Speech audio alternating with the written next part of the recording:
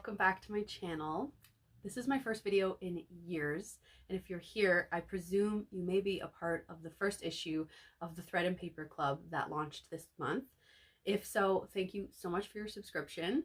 If you have no idea what I'm talking about, the Thread and Paper Club is a monthly mail club that I have created where I'm trying to encourage those who have not ever cross-stitched or done any stitching of any kind to try it.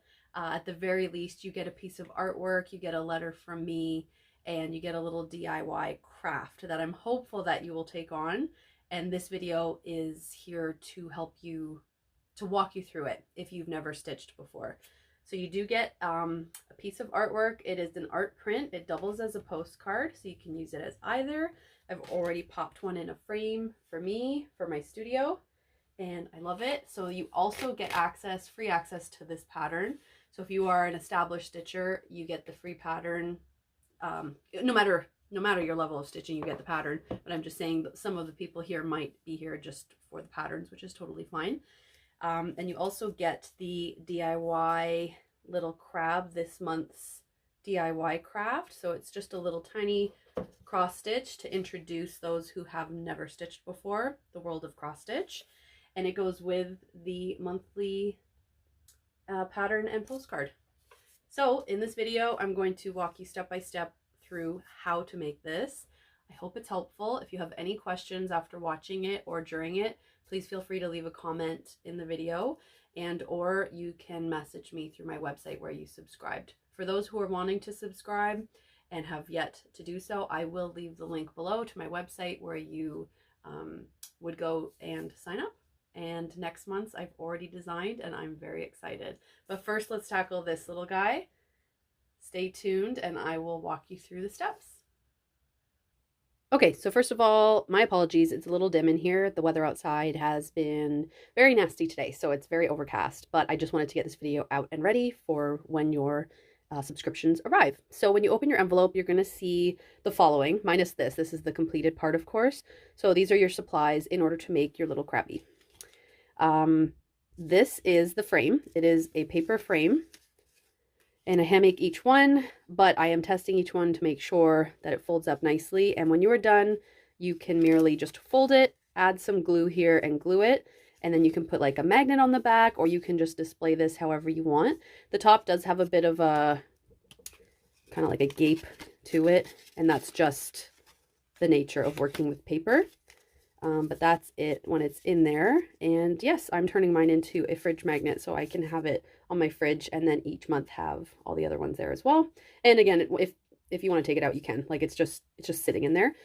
Or of course, if you are already into cross stitch and embroidery and you wanted to do this on a little tiny hoop, you can do it on a hoop instead. You would just need a bigger piece of the Aida.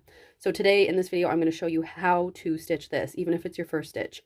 So you're going to see the following. This part right here is the frame. So I'm going to take that out for now because you will receive it just like this. And again, you just fold it together. It doesn't really have a right or wrong way. I think I naturally go like this, and then this part to hold it together. But you don't, I think as long as this one's on the outside holding it together, it might be better. But yeah, fiddle around. It really, as long as it's in there, that's what matters. So this is the paper frame. You're then going to also be receiving two pre-cut pieces of cardboard. They are to go inside with the stitch because this is a paper club, a mail club, and there is no tracking, and this is used letter mail. You have to keep things as light as possible when it comes to weight, and as that tends to usually be paper or cardboard, that's what I had to work with. So I have never used a frame like this in my life, but it's actually just been really fun and interesting to try and make these and try to make something that works and something that is reproducible for myself to make because I'm a one-woman show here. So anyway, everything is paper or cardboard for the most part, with the exception of the thread. The material, of course, is fabric, but it is like a thick paper in terms of weight. And there will be a sewing embroidery needle for your first month. After that, this is a little tricky to mail. Of course, I never want it to hurt anybody or create an issue with you getting your letter. So after the first month, I will not include the needle. So please, first of all, keep the needle. Second of all, always keep tabs of where your needle is. If you've never sewn before, obviously there is the eye of the needle. If I can get it to focus. And this is the sharp part. This hurts. And if you lose this and you step on it, it really hurts. And if someone like a pet or a child does anything with this or consumes this, there is a major problem. So please keep your eye on this at all times. When you're done with it, put it somewhere safe at home. When you're disposing of them, there are proper ways to dispose of needles, but for now, just hold on to it. And if you're subscribed for future issues, you will use the needle at that point. But please always know where your needle is. It's easy to lose tabs of because it's small. If you ever are desperate, you can get a strong magnet, like if you've lost it on a blanket or something, and hold it over, and hopefully it will find its way to the magnet, but try not to let that happen. So these pieces of cardboard, back to them, are in the paper frame, and it's just to provide support. Otherwise, when it's just the material and the card, like the papery, cardboardy frame, it's too flimsy. So this cardboard really just helps reinforce the overall product so that it has some substance to it. So that's what those items are. And now we'll get into the stitching part. Okay, so on to the stitching part. If this is your first time cross stitching, first of all, welcome to the wonderful world of cross stitch and needlework in general.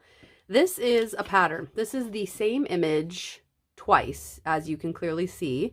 This side is just colors, whereas this side has colors and pattern, or symbols, I should say, to differentiate the colors. So normally when you have a pattern, it'll look similar. However, I'm going to show you one that I've actually worked on, so it's all folded. So here is one of my other full cross stitch patterns. And as you can see, this one is just the colors. But down here, you're going to see where it lists what colors are what, but it's kind of hard to tell which one is which. So I always prefer working with a pattern like this, and that's why I included both with the crab. You're going to see, I just folded up while I'm working on it, and you can see this one was very much loved because it came with me to multiple destinations so I could work on it while I was away from home or just down in the family room. Like, it just becomes a folded piece of paper. But you can see here, it's a little easier to differentiate the colors when they're close in color, you know, like this way you can look at the symbol as well as the background color, and then you can refer to the symbol list down here, which will then tell you which DMC color code or which color you are looking for. So when you first buy a pattern, you're going to want to purchase the threads if you don't already have them that are in the pattern, of course, because you will need them. And if you don't have it or you don't want to go buy it, you can use a very similar one, but then just like cross it out for yourself and write in which color you're choosing to use because you already have it. Or you want to just change the color of something because you have free will and you can do that. So this is a normal pattern, and the reason I'm showing you this is because it has them listed down here. I wasn't able to do that, or I chose not to do that, I should say, for Mr. Crab here, because I am not giving you the typical skein. This is a skein of embroidery thread. Again, I'm just explaining all this for beginners as I don't want you to be lost right off the bat. So this is how your embroidery thread comes normally, and you can choose to work with it like this, and you would then just pull out, you find the end. You always want to work from, this tidbits for everybody, you always want to pull from the end with the barcode, because there is another end up here, but it'll get really knotted. So always work with DMC anyway. You can see up here it says DMC thread. So when you have DMC thread, work from the barcode, and you are just going to find the loose end and gently pull. And then when you have how much you need, I'm not going to pull this one out because I don't need it right now. Then you snip, and then this is what you're working with. Other people choose to wind it on a bobbin, which is here, and then you can write the code on top so you know what color. These aren't the same color, but I just grabbed two blue ones. You can then see which one it is you're working from. Some people really prefer to work like this, but if you have hundreds of threads and you don't want to wind each one, you can totally leave it on the skein. I do this. I leave it on this, and that way I can just see quickly what color it is and I don't have to write it out. But this is nice and organized, so I understand the appeal for this. So I'm not providing this with the number. Just again, I'm a one-woman show, and because this is a new endeavor for me, I'm choosing to include the threads that you need, which to make this little crab, you really don't need a ton of them, so you don't need a full skein. And I can't mail a full skein or anything bulky in this letter mail, so that's why they're gonna look a little jumbled. I might put them on a cardboard, but again, I'm trying to keep the envelope thin and not bulky. So I'm not too sure because I'm packaging them next week and this is my first one. I'm not too sure how you're gonna get them. If you get them like this, don't be alarmed. This isn't a mistake. It's just to try and keep it flat and not cause any red bells at the post office. So because there are no numbers with these to coordinate them with, you're like, what the heck color is this, Andrea? Like, I don't know. I chose colors that we could easily break down and differentiate. Again, every month I'm going to have a video like this just for this purpose alone, just so you know what color is what. But basically on the pattern, you're going to see, I'm going to use this one just because there's no symbols on it and it's a bit easier to read. You're going to see there's a really light green. And again, lighting today isn't great, so when you have your copy, you're going to notice it a lot better. This is a really light green. This is a medium green, and this is like a darker green slash greeny blue. And then we have a lighter blue and a darker blue. That's it. So there are 5 colors on this pattern. And if you're a little confused, like, well, what color are these stripes on the fish? Is that the blue or the green? That's when you're going to reference the pattern with the symbols. And you can see that this like H sort of looking symbol is the same as the H symbol down here. So this is the same color as this. And this one with the diamond is the same one as this seaweed, etc., etc. So the dark blue is really only used on the crab for the claws and the legs and the 2 little eyeballs, and that's it. The medium or other blue, there's only one other blue, lighter blue, is for the body of the crab and this fish and the little air bubbles, or water bubbles, I should say. Then this diamondy light green is here, here, here, and the stripes on this fish. The medium green is this fish here, this seaweed here, and this seaweed here. And the darker greeny blue sort of color, the H, is the stripes on this fish and this seaweed here. So again, there are 5 colors, hence why you have 5 bundles. But I didn't include what colors they are for DMC only because, again, you don't know which ones these are. I don't even know which ones they are. I'm only looking at them by reference of this pattern as well and seeing which one is the light green, etc., etc. So with that being said, when you start, you're going to take this little tiny piece. This is the total size of the crab. I'll get out my finished one.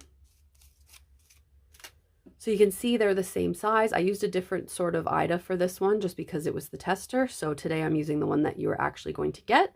But you can see it's the same size and it's the same count Aida cloth, and it should look the same when we're all done. So how I start any cross stitch project, whether it be big or small, is I find roughly the middle of the surface I'm working on. So normally when you're stitching, you are using an embroidery hoop typically, or like a what's called like a Q snap or a snap frame, something to hold the material taut. Now, because this is small, and again, I'm mailing it letter mail and not tracking, and we want to keep costs low and we don't want tracked mail. I can't provide anything like that. So this isn't necessarily the most traditional way to stitch without a frame, but it is totally doable. Just be careful when you're coming through with the needle, as you don't want to prick your fingers. That's being said with any form of embroidery or cross stitch. But again, without a hoop, you just want to be extra careful. So I have a heat erasable pen. You can use anything you want. Just know that wherever you mark, if you're not using like a heat erasable pen and it's not going to end up being covered with a stitch, you're going to have a mark on your final piece. So what I'm aiming for is just to mark the middle, and the middle of this piece is just a few stitches above the eyes of the crab. And you can always tell where that is because on the side here of any pattern, it should give you the total stitches in width and height. So we can see here, this one's 29 wide. So I'm just going to round that up to 30 for my brain to understand math.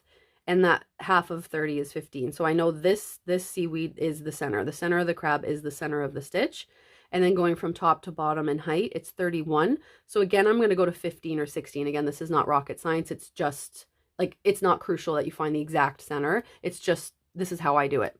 So I'm going to go to 16, and that is the space in between the crab's eyes. I would say the center is actually the one above it though, just again, because this one's 31. So this part, I'm going to mark it on here with an X. This is roughly the center of the pattern. So when I want to center something perfectly on a pre-cut piece like this, I'm going to find the center of this and mark it. And then I know that that's like a reference point, and that's how I start something so that I know it will be centered.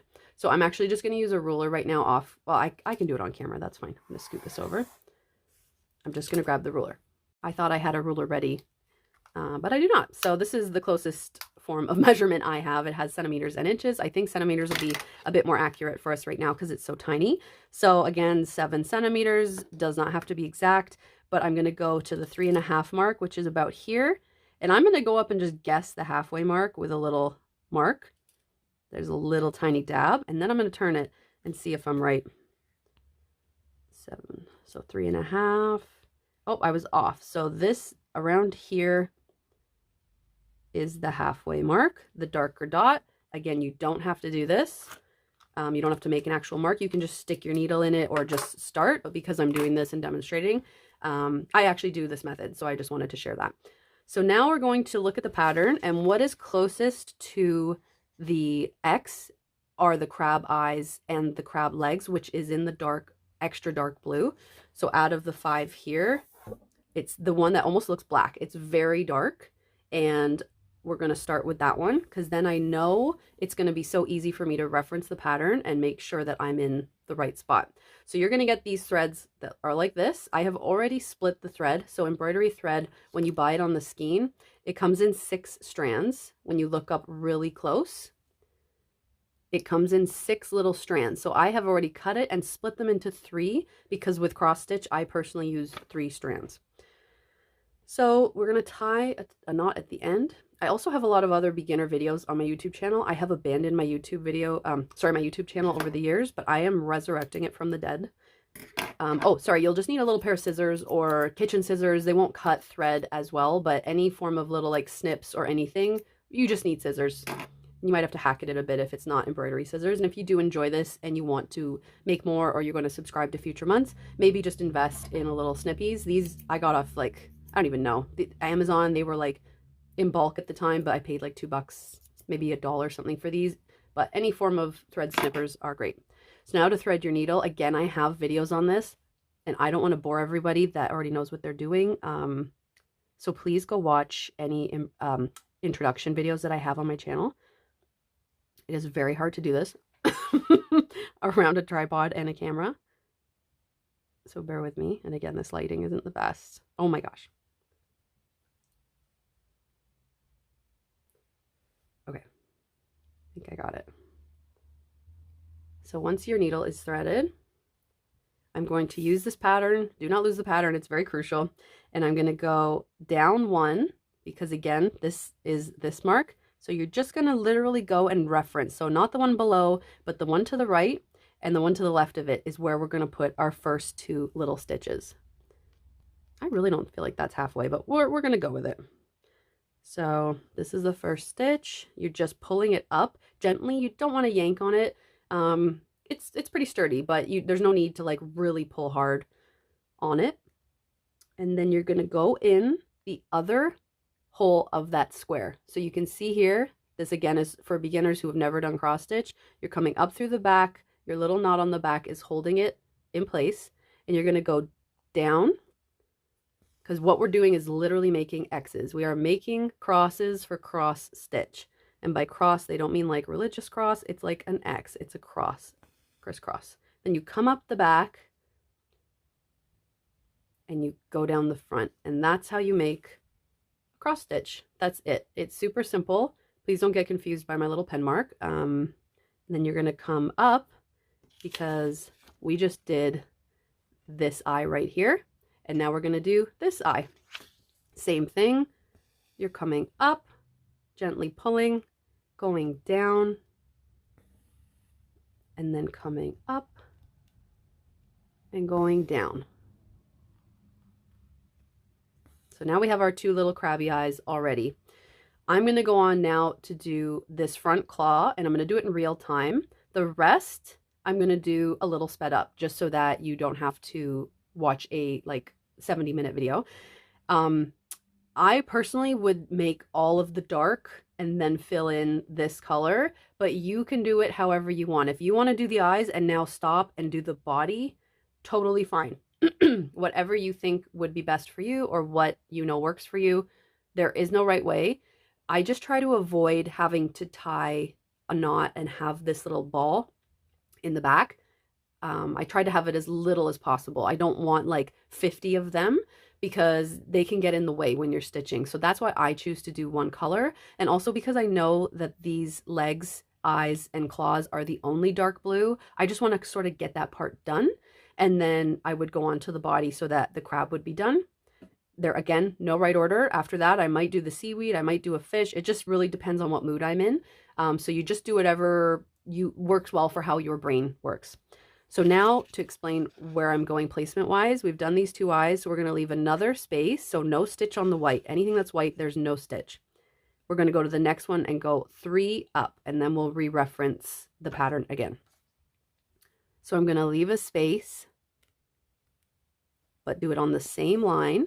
And when you're doing more than one stitch, I go like this, because I know I'm going 3 up.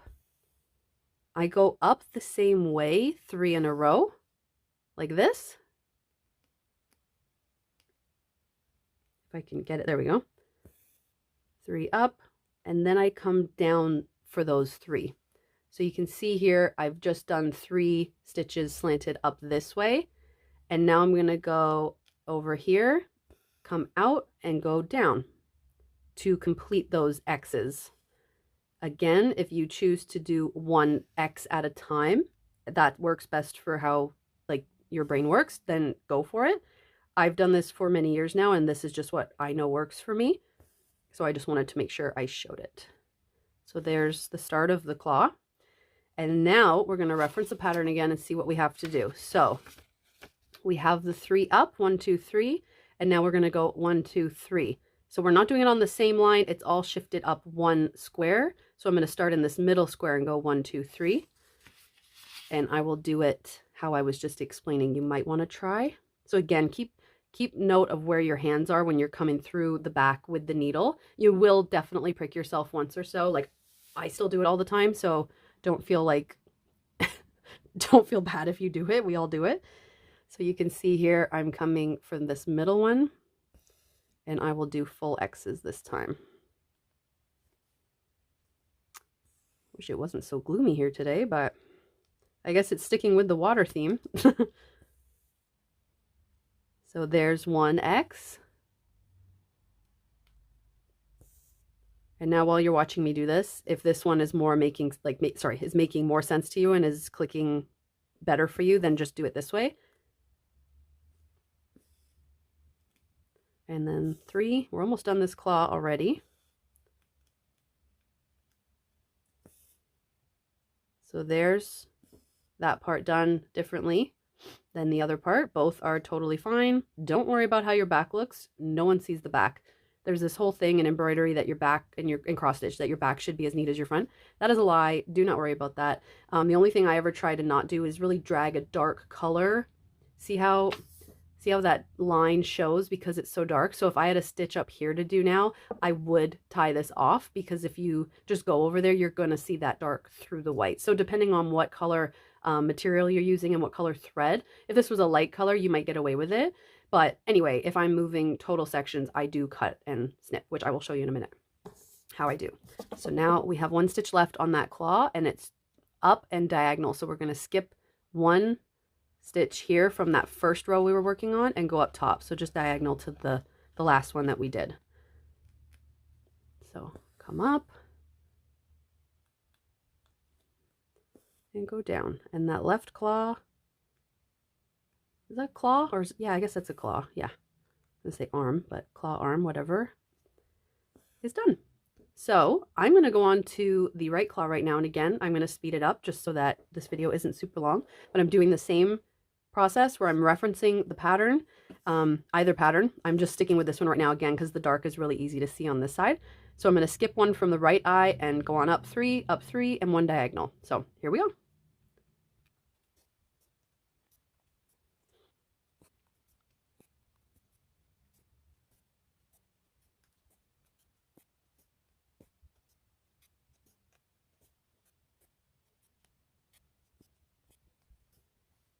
Okay, so the left and the right little claws and the eyeballs are both done. Again, I'm going to continue. Actually, you know what? Let's make it easier. I'm going to cut this off to show you how I end a section as well. And we'll go ahead with the lighter blue just so that it's easier then to do the legs once you have that main shape done. So you're going to pull your needle out of your thread out of your needle. And you're going to tie a knot. Again, please reference my beginner videos to understand if this is very new to you, but basically you're just looping through and creating a knot. It's something that just takes time to get very comfortable with doing. Please don't be intimidated.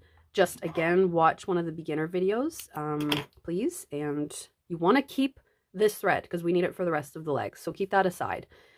Now we're going to go on to, like I said, the lighter blue. So there was only dark blue and light blue for this pattern. So the lighter blue is this one. It's very vibrant. And we start again where we create a knot on the bottom and we snip it close because you don't want all this extra material. Try to do it as close to the end as you can because I'm only providing so much thread. I don't want you to run out, but in general, you want to don't make it down here and then lose 5 inches of thread. That's a waste of money and materials. So try to do it towards the bottom. And that one went quicker. And here we go. So we're going to start. I'm going to use the eye and the left eye and the left crab claw as reference point. So we're going to go in that middle square where there's nothing. We're going to go right below that and stitch 1, 2, 3, 4, 5 to the right. And then we'll reference for the rest. So here is the left claw and the left eye. There's the one in the middle and it's the one right below. So I'm going to come in right here. There we go. And I'm going to go up. Now I'm going to do this row in my normal way. Actually, I'll do this one in cross stitch. I feel like I'm contradicting everything after I say it. I'll do this one with single stitches and then I'll speed up the rest of the body and I'll do that my normal way. So we've got, what did I say, 5? Yes. Now you want to not pull your thread too quickly either because that can create knots. If you get a little, like this is snagged right now, this is perfect timing, just give it a tug. Sometimes it just needs a little bit more pressure to pull through, but you don't want to yank it. If you pull really hard on your thread, it's going to pucker the material and it's never going to sit really flat and nice. And also the stitches will be different consistency. So you want to try, sometimes you get really mad and I'm yanking and that one is a little bit of a tighter stitch. That does happen. But overall, we're trying to create keep the same tension throughout all the stitches, and that way it will come out very uniform. Sorry if I get like a frog voice. I'm getting over this awful cold that has been going around like crazy, and I had it for 2 weeks, and I've been coughing up a storm every day. It's been awful. So that's why I sound like I have a frog sometimes. I'm trying really hard not to cough.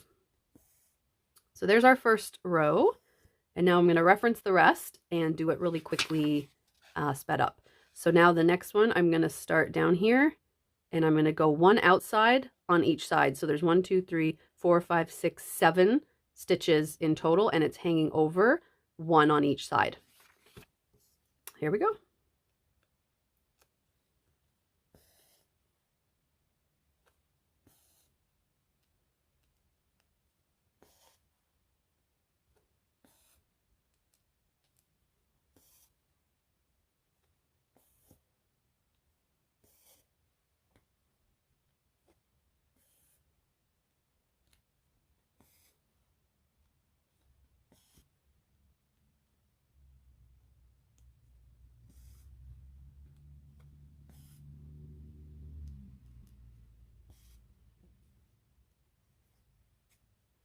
Okay, I've stopped it here so that you can see this situation. So I just went to pull this last stitch through on this row and it won't, it's tangled. This happens. Just be gentle. It just kind of winds around it in such a way that you can't pull it through. If you really yank, you're going to make like a huge knot. So just turn it over, look logically, kind of pull it out and see. And usually it's just a bit of twisting that prevents it from going through. It happens to me many times during a project, like dozens of times. So it is not something that doesn't happen. It's a lot of trial and error at the start. Like sometimes I would just get so frustrated, I would just cut it off in the back and then just start fresh somewhere else. So yeah, don't think that you're alone if that happens to you. It happens to all of us. And I will keep going.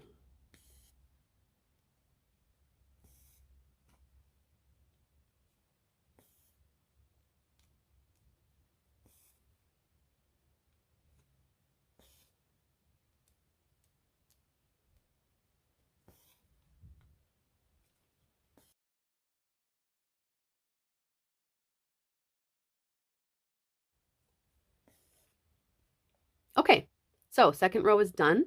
Now what we're gonna do is 2 more rows just like that one. So there's the same width going across for the entire width of this part of the body of the crab.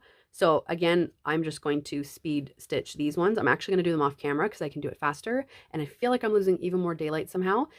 So I want to make sure I don't keep you guys in the dark here. So I'm going to do up to this point and then we'll do this part together. So I will be right back with the body done. Okay, I'm back and our crab almost has a full body.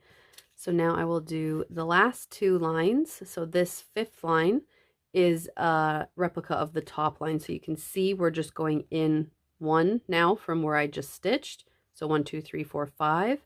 And the one below that is 3. So we're just shrinking it in 1 at a time. So there's 2 rows left. So I'm going to go 1 in from the last section.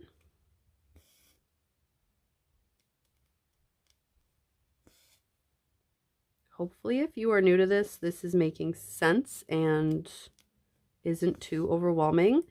Please, at any point, like with any project or anything you do, if it is overwhelming or like you're getting frustrated, just put it down.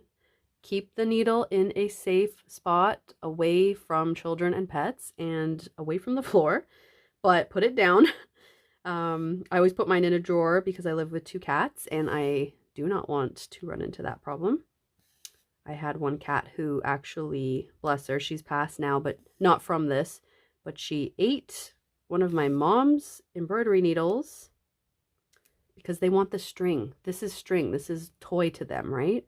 And this is shiny. And they don't know any better, sadly. And she ate it, and we only found out that she ate it because it was coming out of her back end. And we spotted it. My mom spotted it, pulled it out gently. Thankfully, it was coming out dull side. And we bagged it and took her to the vet and said, our cat just passed this through her system. They gave her an exam and said, you are extremely lucky, and she is even luckier. That is like 1 in 100,000 chance that you didn't need surgery to get that needle out of the cat or that the cat didn't die. So that's why I'm very adamant of passing on information. Keep this safe. Don't do what my mom did. Love you, Mom, but don't do that. So the next one, I'm just going in 1 more again, and this is the final line of the body. So we're just going to do 3 stitches there. And then I might speed through the legs once I show you how to do one of them. And then I might have to wait for better lighting to do the rest of this. So if all of a sudden the lighting changes in this video in the next few minutes, just know that I had to wait till the next day to finish the video. You always want really good lighting when you're stitching. It'll save your eyes. So this is the last one on the body. And that's it. So we now have our crab body, 2 eyes and 2 claws. So I'm going to tie this off. And again, please don't throw this away as we need it for the top little fish up here and the little air bubbles or water bubbles. I keep saying air bubbles. I think they're air bubbles, right? Air bubbles underwater. I don't know. I'm not a scientist, I'm an artist. We're gonna keep that over there, and I'm gonna go back to my little pile and grab the dark blue again that almost looks black. Tie the knot as close to the end as we can, because I don't have like a heck of a lot of thread here left, so we don't want to be wasting any.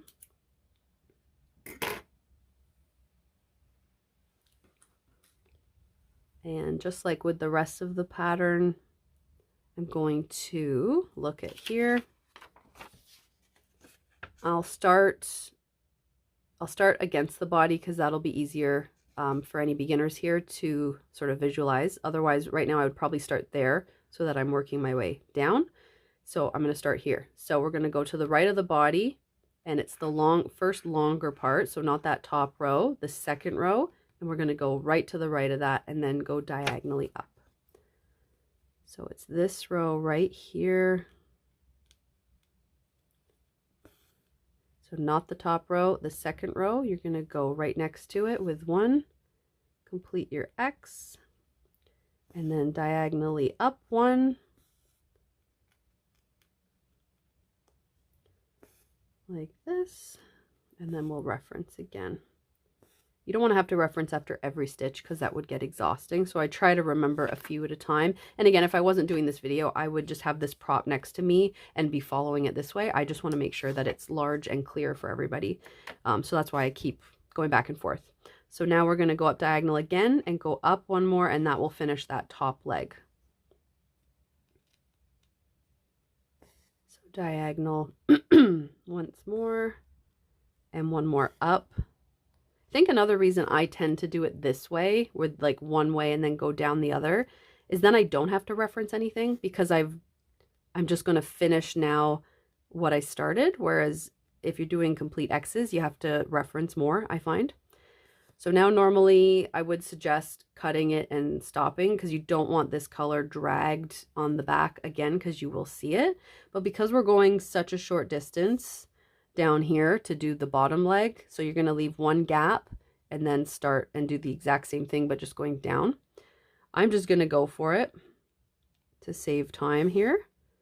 So I'm going down, leaving a gap, and then going in on this one. And then the same thing down. Oops, that one doesn't want to go through. There we go. Diagonal again.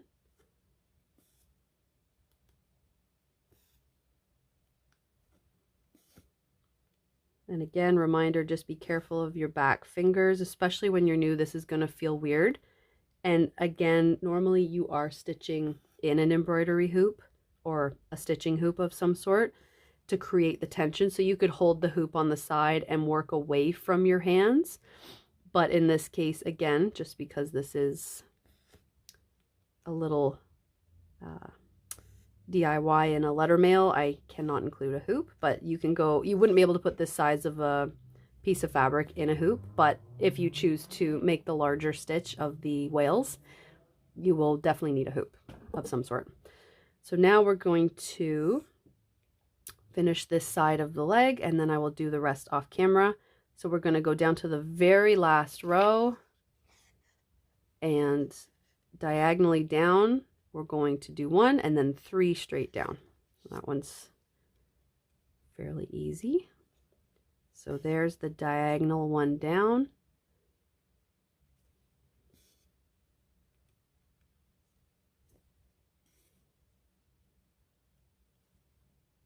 Oops. And then 3 straight down. Something else when you cross stitch, and this is something that I heard years ago and then finally applied and will always do it this way because now it's habit for me. A lot of people, the goal at the end is to have all the stitches going the same way. So here's the postcard, your print. You can see it here. Like, see how they're all just uniformed? That's because I do all the stitches the same direction. So I come up and go down the same way, and then I go up and down the same way for all the stitches. It really does help keep it uniformed and look a little tidier.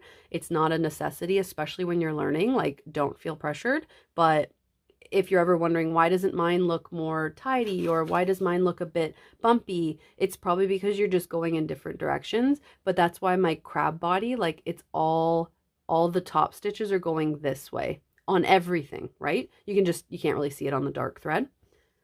So that is something to keep in mind. Oh shoot, there's 3. Forgot. That's okay.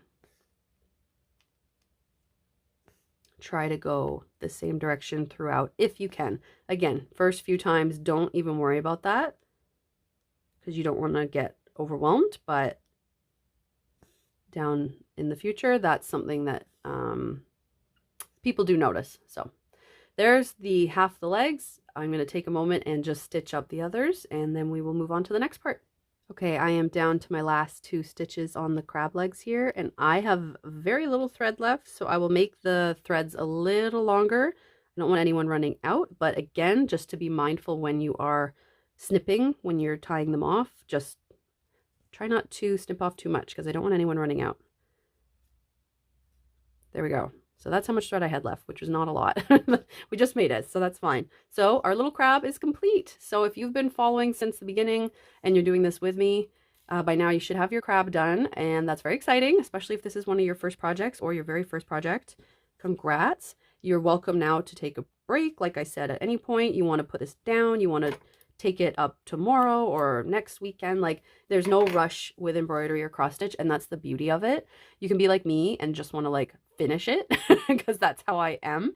But if right now I had something to do, or for instance, like right now the lighting outside is terrible, as I've mentioned many times, I might call it a day for now and come back tomorrow and work on the rest at that point. This is taking longer than it will for you because I'm explaining everything and showing and stopping and starting.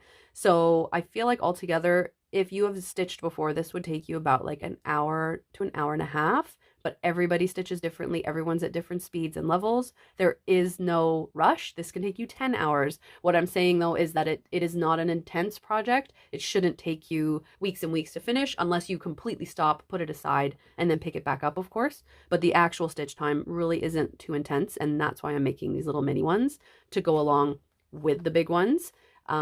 Just because this takes a lot longer. As you can imagine, there's more details, and our little crab buddy is down there in different colors, but that's the same crab.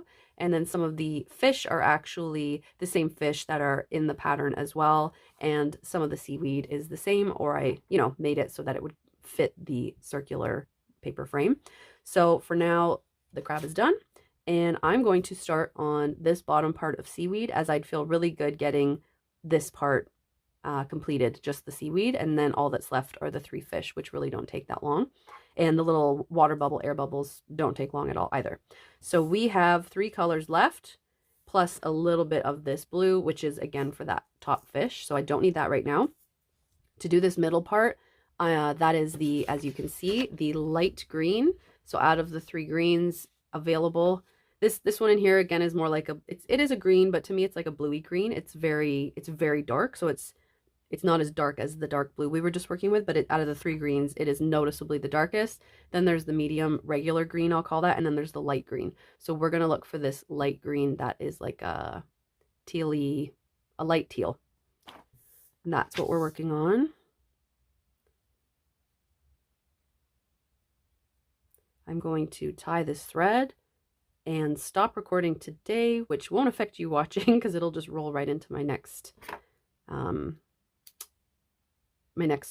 chunk of footage, but you might notice a lighting change between now and in the next minute, so I'm just letting you know that's why. I'll thread this needle, and then I know it's there for tomorrow morning. We'll start the stitch so that I don't lose my spot. So to make it easier, I'm going to just go from this one because I can just go to the bottom part of the crab in the middle, miss a square, and then stitch, and then we will do this part to follow. So I am going in the bottom of the crab, missing a row, coming through for that top part of the seaweed. And I will pick this back up in the morning. So again, right now you might notice a light change, but I will be right back. Okay, the lighting might be a little different.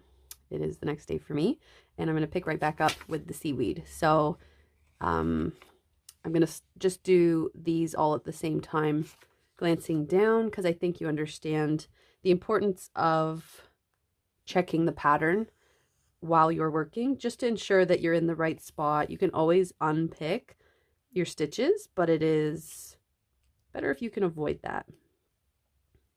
I'm going to be truthful here. It's not fun to unpick, but we all do it sometimes. So if you ever do it, don't think you're alone. It happens. And then once I get here, down one more, we'll reference the pattern again, and then I will probably speed up the seaweed once I finish the next section, just so you get the hang of it. Here we go. So now I'm going to reference it again, and I can see I am right here. So I just have to go diagonal right and down and go 1, 2, 3, and then there's 5 across. That's the very bottom of the stitch.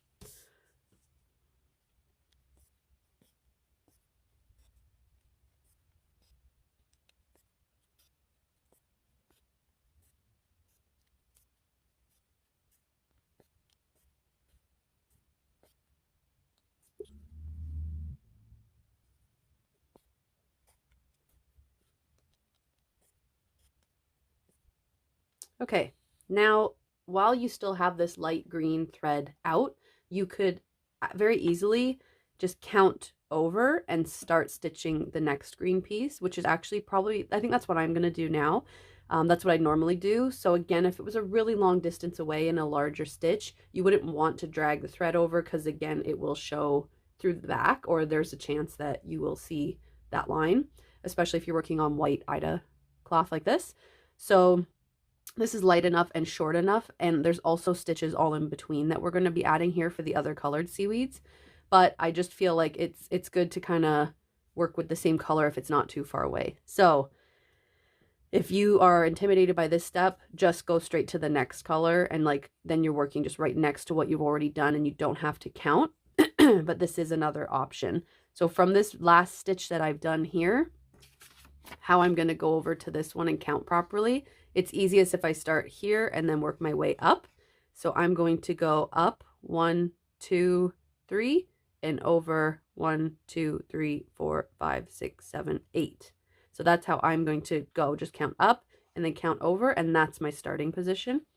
Again, you might want to just do this next section if this is your first project.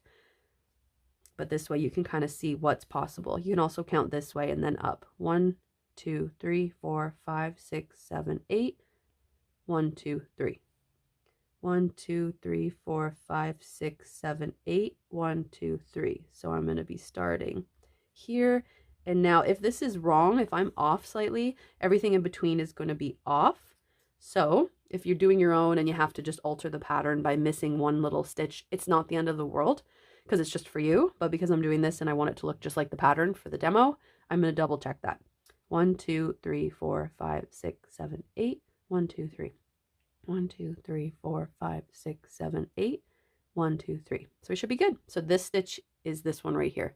So I'm going to go 3 over and do what we've been doing.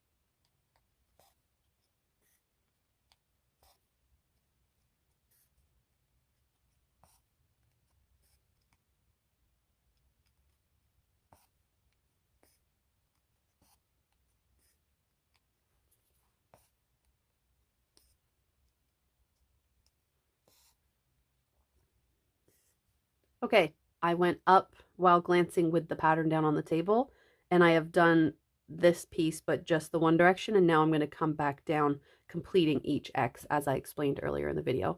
I'm going to, after that, do the last piece over here off camera, and then I will show you the final two colors each.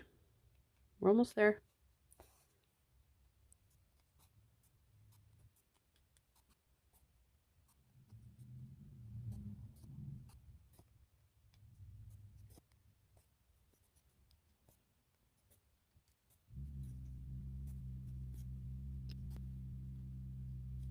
Okay, and I will just say, as I'm working on this, I keep getting snagged on the corner. Again, normally you're working on a larger surface or you have a hoop, so this doesn't happen all the time.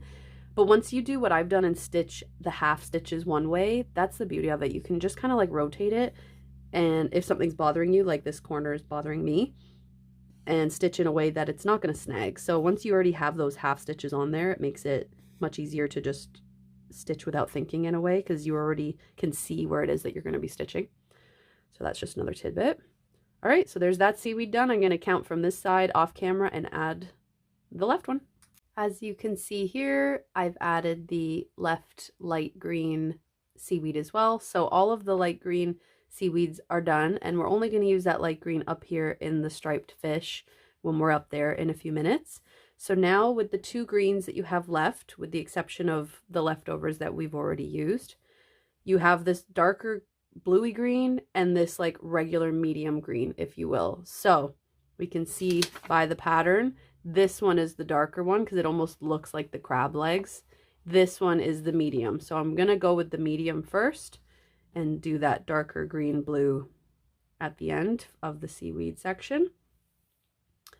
I will start us off and then I will speed up the footage again just so that people aren't watching this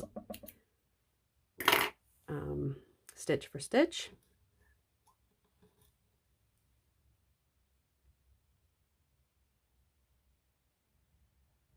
The light green were the largest or tallest pieces of seaweed, so these ones are actually quicker. So I'm going to go back over here and we can see, excuse me, we're going to go down one row to start the base from the light green and work our way up just like we did over here. So I'm going to go down and to the left one to start that stitch. So that is right there. That's the start of the base, and there's 3 across.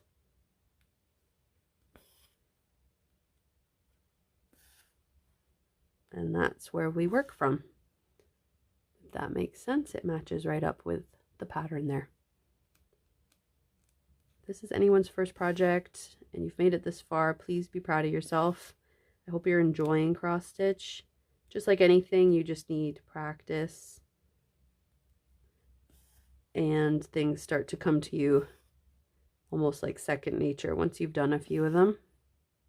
And you remember things that you might have done that caused a knot or that you had to unstitch, and now you realize, shoot, I really do have to check and reference the pattern constantly so that you don't have to unpick anything. So I'm going to do the same thing where I go up one way and I'm going to speed up the process from here on out.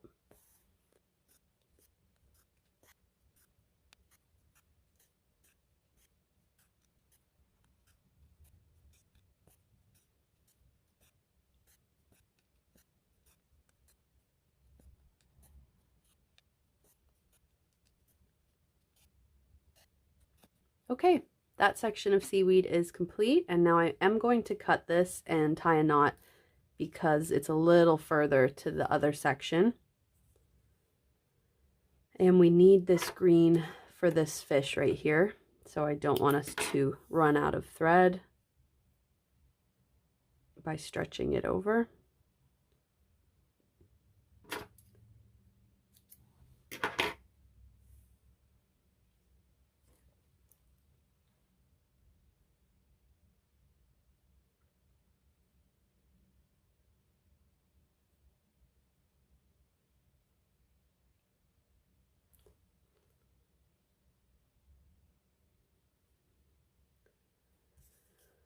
And we're doing the exact same thing, just on the opposite side. So I'm going to go one below and to the right, and that's where this base starts, and doing the same thing there.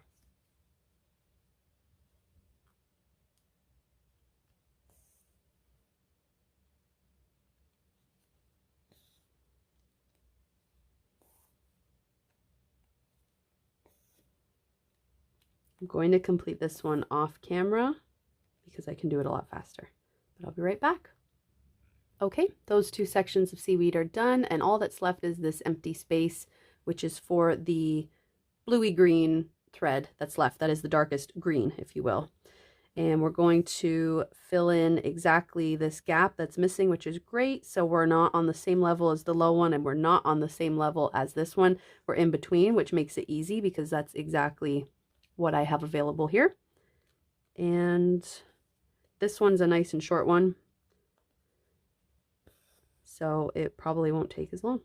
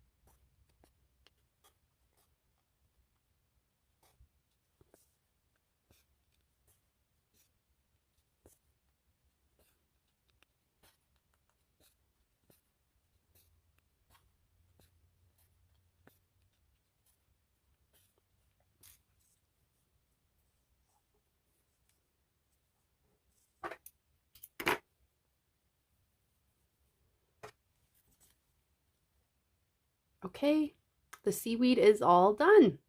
So now we just have these three little fish left, and I am going to start on this one because it's easiest. The reason I'd pick that one is, to me, that's easiest to count up from this claw, and it's all one color. This one's all one color, this one's striped. So we'll do that one at the end. So we'll do this one, and then this one. So we're gonna go back to that medium green, and you can tell that because the marks on here, the symbols, match the medium green seaweed. So you know this green is the same as that green.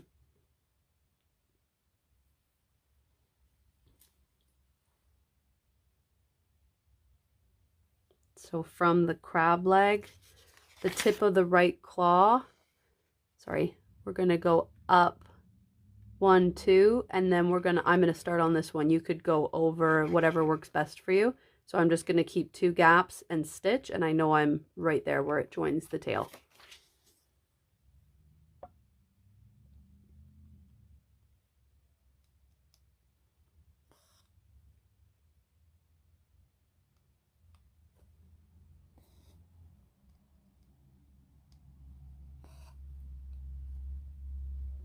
And same as with the seaweed and the crab, I'm choosing to do it one way, just for sections at a time. Like right now, I'm just working on this part of the tail. You might want to do full X's when starting like a whole new part on the stitch if you're new to cross stitch, because it might be less confusing for you.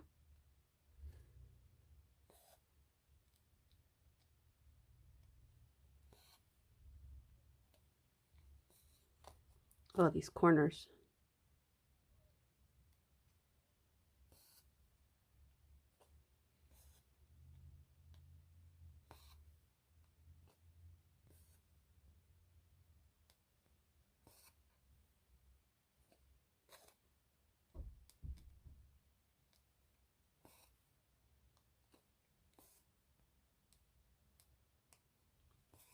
And then when you get to a section like this tip of the tail that I'm just doing right now, I can see it easily lines up with the right eye. So I'm going to count. Again, if you're off by 1 and it still fits, it really doesn't matter. It's just more in busier, more intricate or bigger patterns. The spacing really does matter. So I can see here there's 1, 2, 3, 4 spaces between the eye and the tail. And here I've got 1, 2, 3, 4. So I know I'm following the pattern correctly. So there's the fin, or the tail done. And now we do the rest of the body.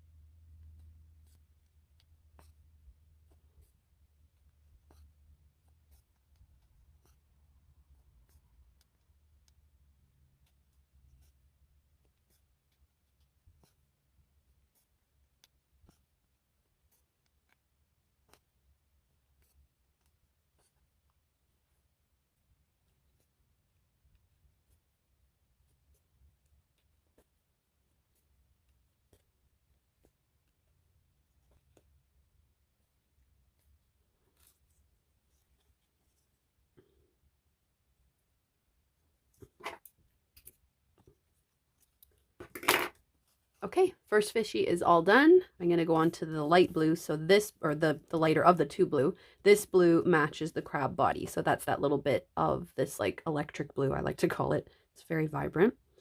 We have a little bit left, and that should just be enough for this little fish.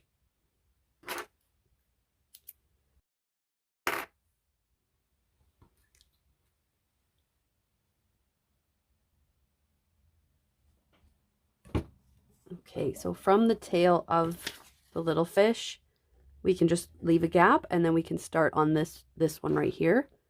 Or again, if you want to, I'll do it a different way this time. So I'll count over 1, 2, 3, and 1, 2 up, and we're going to start on the tail. That's a different way. So from here, 1, 2, 3, 1, 2, 1, 2, 3, 1, 2. That's right there. And we'll stitch up this little guy.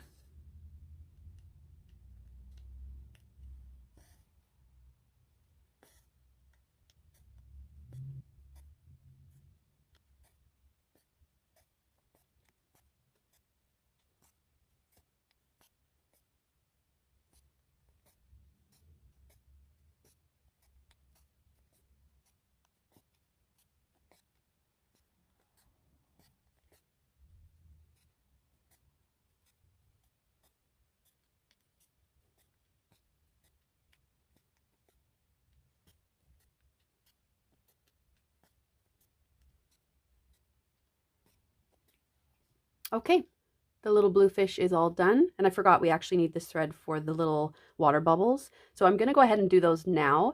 I know I've said don't stretch your thread across, especially if it's darker. In this case, I actually am just going to do one and just go on to the next. So the thread in the back will be dragged across. That's just my personal choice. Also because there isn't, again, you're using the thread that I'm providing, so I don't want you to run out. And every time we cut, tie a knot and cut, and then tie another knot and cut and start, you're wasting that thread. So even though a bunch is getting stretched from stitch to stitch, I feel like it's better in a case like this where you're trying to make sure your thread lasts.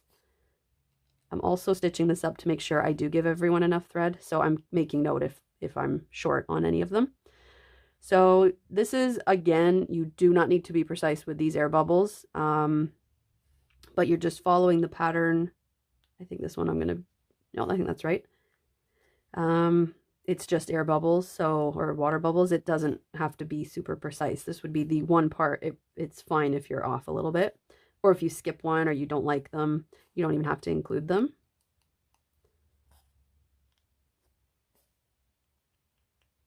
So I can see here, just so you guys know what I'm doing, I can see from the top of that right light green seaweed, there's 2 spaces in between with nothing.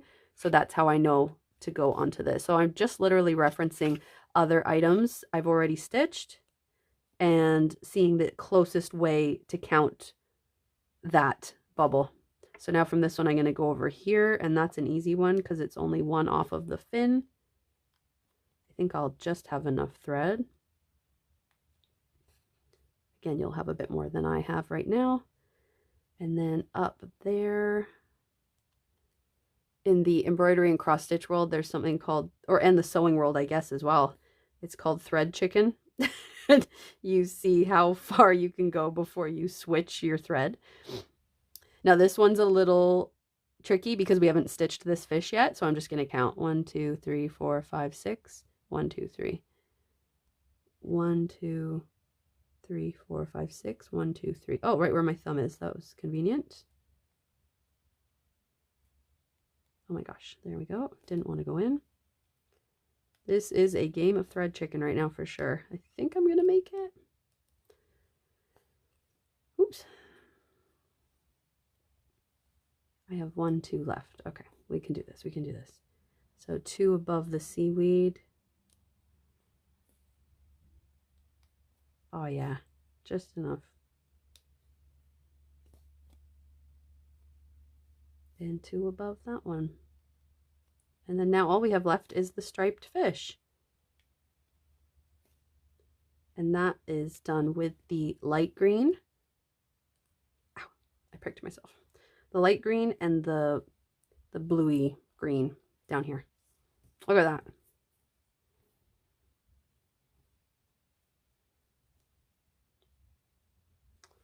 The shorter pieces, it's harder to knot. I'm going to have to knot this one off camera. It's just the way I'm sitting. I can't maneuver my hands correctly.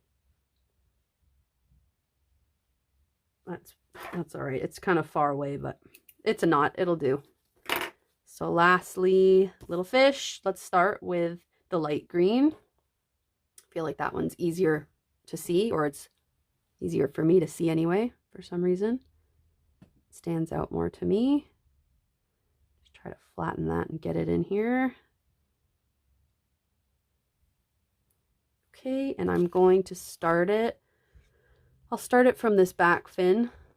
Oops, sorry, from this back fin. There's 3 spaces before that nose part, like the tip of the fish. So it's not the top of the fin, it's down here. Again, you can work from here, you can work from the air bubble. You actually, you know what? Oh my gosh, much easier. We'll go from the crab claw. So 1, 2, 3. 3 blanks, and then we do it. That's much easier. 1, 2, 3. And she starts right in here. I really do not recommend now tying this one off and going on to the next color. You're going to want to do, in my opinion, again, you do what you want. I do all of the light, and then I'll just go in with the last color. So you can see here, I skip a row then, and then I'm doing 5.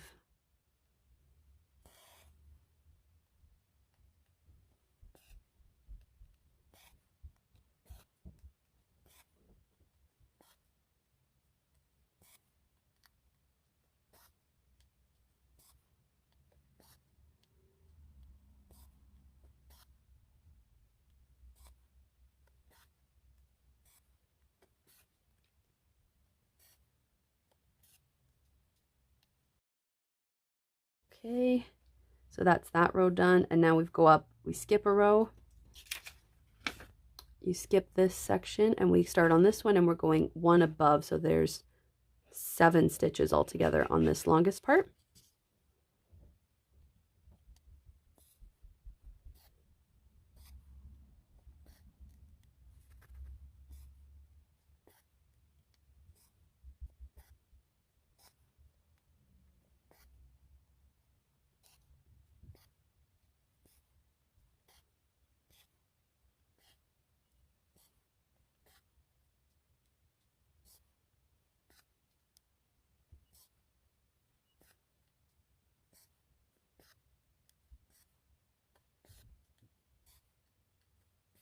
Okay, and the last section is this little part of the tail. So going from the middle row, we just have 3. So the middle row is right there because it lines up with that nose one. And I go up 1 and down 1 from the middle.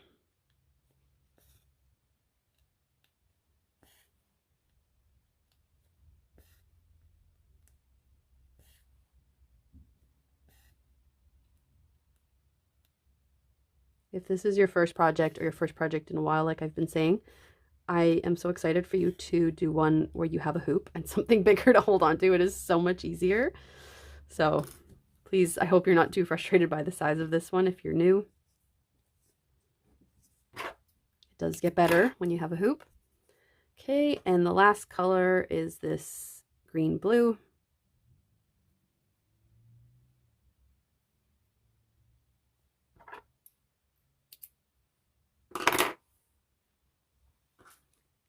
and that's for all the spaces in between, and then we're done.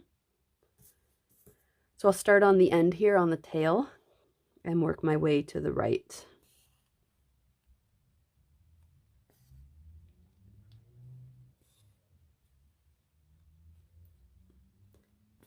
Okay, and then I can see there's just one in the middle again, and then one on the end of each fin.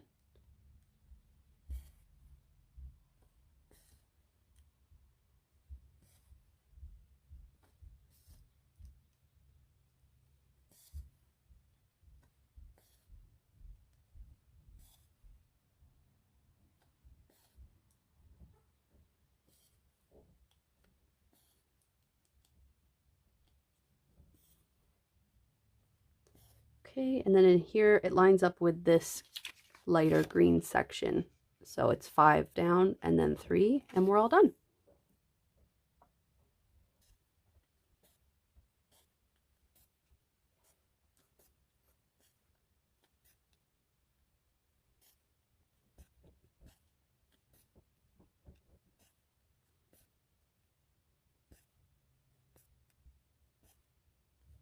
Now it is a little trickier to stitch within stitches, if that makes sense. Like this section here is the hardest out of this whole thing because you're not going into like a nice open space. You're trying to squeeze in with these other stitches that already exist. So it's a little hard, but if you just do it a little slower than usual and just anticipate that it might be a bit harder to do those sections of this fish, it'll be okay. And here is the final section of our little DIY. It's always so exciting for me. I'm sure for everyone when you finish that project, especially a larger one or one that's taken you 20+ hours to stitch. But no matter how big or small, it is very exciting when you do the final stitch. There she is. We're all done. If you've made it this far and you're also finishing, congrats, good job. We made it. It looks like the pattern, which is great. That is the goal. And it is super cute. So now you just pop it in your little paper frame or do whatever you want with it. And next month there will be another one the same size, roughly the same size in a frame that's very similar, just in a different color. There we go. We're all done. Thank you guys so much for watching. If you're not a beginner, and you still watch this video, thank you. I know it was long and hopefully informative for beginners and non-beginners, and I really hope that you guys have enjoyed this first issue of the Thread and Paper Club, and hopefully I'll see you back next month. If you have any questions, like I said, please leave the comments in the comment section of this video or send me an email. I will respond as soon as I can. Thank you so much and happy stitching!